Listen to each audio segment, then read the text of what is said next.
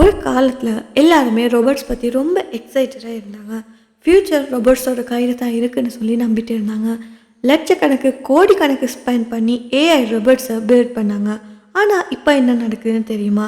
ரொம்ப பெரிய பெரிய ரோபோட்ஸ் எல்லாம் லெப்ஸ் மியூசியம்னு சொல்லி டஸ்ட் அடிக்கிற அளவுக்கு வச்சுருக்காங்க. அதை கைவிட்டு இருக்காங்க. இந்த இன்வென்ஷனோட ஃபெயிலியரை பற்றி யாருமே பேச மாட்டாங்க. ஆனால் உண்மை என்னென்னா ஏஐ ரோபோட்ஸ் எல்லாம் ஃப்ளோப் ஆகிடுச்சு. எக்ஸாம்பிளுக்கு சொல்லணும்னா சோனியோட ஐபோ ரோபோட் டாக். இது ரொம்ப ஹிட்டான ஒரு இன்வென்ஷன். ஒரு ரொபோட்டிக் பெட் டாக் மாதிரி இது இருக்கும். பட் அதை மெயின்டைன் பண்ண காஸ்ட் ரொம்ப அதிகமாக தேவை. ஸோ சோனியும் அதை ஸ்டாப் பண்ணிட்டாங்க.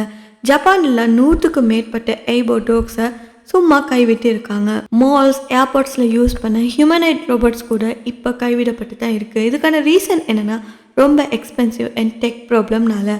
ஸோ இந்த ரோபோட்ஸோட ஸ்டோரி என்னென்னா இது ரைஸ் ஆயிடுச்சு, ஆனால் சைலண்ட்டாக ஃபாலும் ஆயிடுச்சு. ஸோ ஒரு இன்வென்ஷன் சூப்பர் ப்ரில்லியண்ட்டாக இருந்தாலுமே சக்ஸஸ் கேரண்டி இல்லை.